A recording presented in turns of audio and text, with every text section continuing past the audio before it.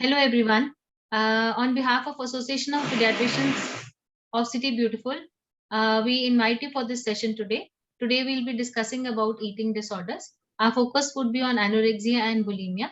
I am Dr. Riddhi Gupta and with me I have Dr. Pavina Jora. We are both practicing pediatricians in Mohali. Hello ma'am. Hello.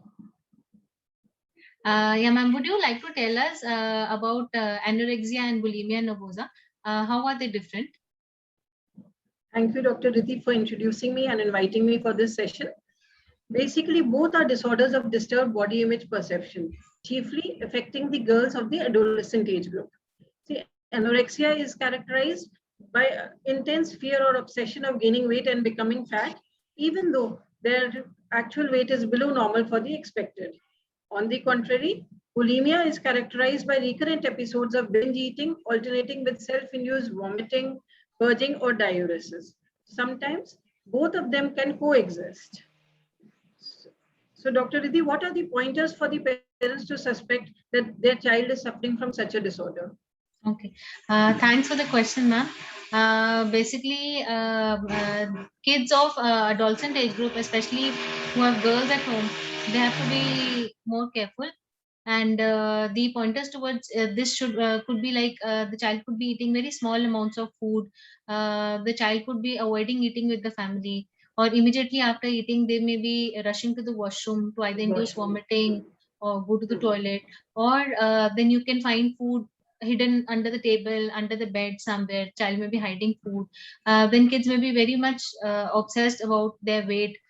They may wear loose clothes to show that they have not lost weight. They may try to hide it actually. They may be showing signs of anxiety or depression, and they may be having chronic abdominal pain. They may complain of pain abdomen off and on. In case of girls, they can be absent menstrual cycles, or they can be scanty flow, and their hands and feet, they may feel cold to touch, and also they may feel cold all the time. So these are some of the pointers that the parents have to be on the lookout for. Look out. Yeah. Very good. Very good. Yeah. Ma'am, another thing I would like to ask you is, like parents, basically they may ask you, what is the basic cause for these disorders? What causes these problems? See, it is actually very difficult to pinpoint a cause. Typically, these disorders might start with dieting, and then slowly it progresses to excessive and unhealthy weight loss. Like social attitudes towards body image is a major factor. These days, with overexposure to internet and social media, children follow unrealistic people as Shilpa Shetty, Malaika Arora Khan as role models. है ना? And then they want to maintain that zero figure. And such children will slowly progress to such kind of disorders. There can be history in the family of eating disorders. Genetics also plays a role. There are families with working parents with high stress levels, not communicating well with the children, have high expectations with the children. These children will also might have such kind of disorders. Then there is another group of children who might be affected are the ones who indulge in activities like dancing, skating, gymnastics, where the focus is mainly on the child's weight and a particular body type. So what happens then the child wants to maintain such a kind of a body and lands up into a disorder. Very So rightly said. knowing about these symptoms now, it is the diagnosis is basically clinical. So Yeah. there are no tests as such to diagnose it. So now, what are the available treatment modalities? Okay. These problems can be difficult to treat, but then the cornerstone of treatment would be psychotherapy. So there can be various types of psychotherapy. One would be a family-based approach in case in which the owners to the follow up the child, and the owners to be with the child all the time, and focus on his treatment, that would lie with the parents. You know, and obviously a psychotherapist will be involved, and then there can be behavior modification. Behavior modification can be done for the child so that they don't have a negative body image about themselves. And then a few things like yoga, meditations, they also play major role in the treatment of these babies, these children. And otherwise, per se speaking, medicines do not have much role in these disorders.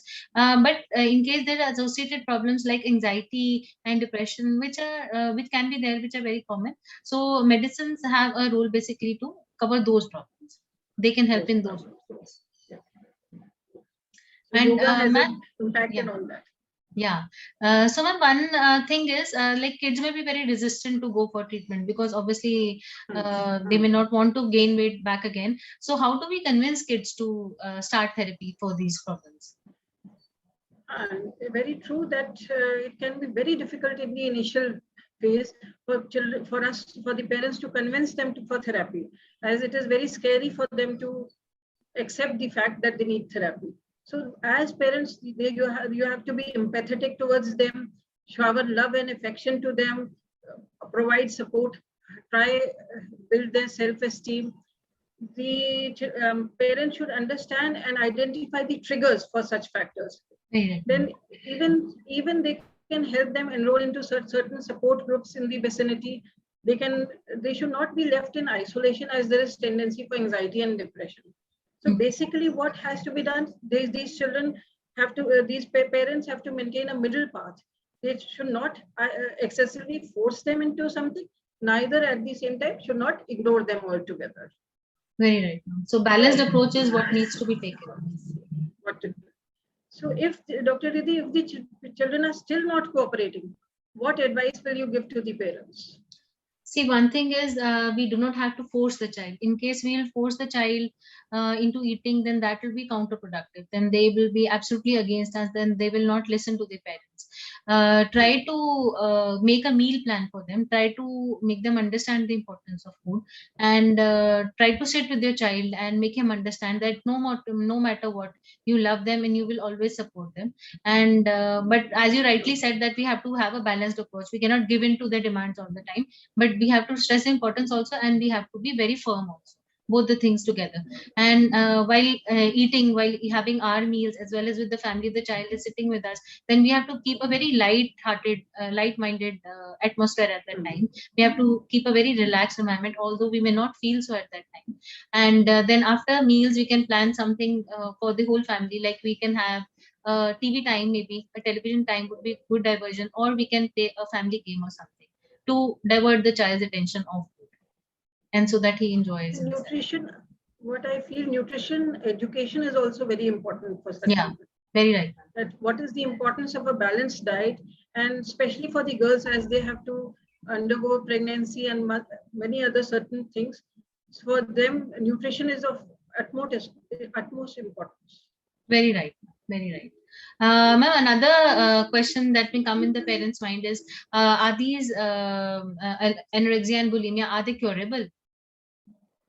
Very good question. See, with appropriate therapy, most of them will recover.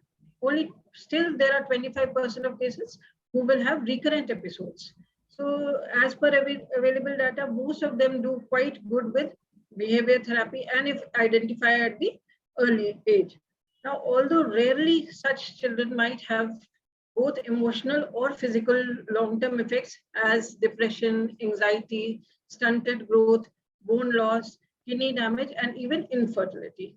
Okay. So lastly, what I wanted to know, what advice will you give to such parents for prevention of such disorders? Thanks for the question, ma'am. We all know that prevention is better than cure. So it is always good if we are able to prevent these disorders from occurring. So basically, in the initial formative years of the child, we have to stress, the parents have to stress the importance of food. Food, its role in energy, as energy giving food, and as the bodybuilding, it's important in their growth and development of the child, that we have to emphasize on the child. Then we should always try to have family meals together. We should sit with the child and eat, so that he doesn't develop those bad eating habits. And in case they occur, then we can pick them up in time.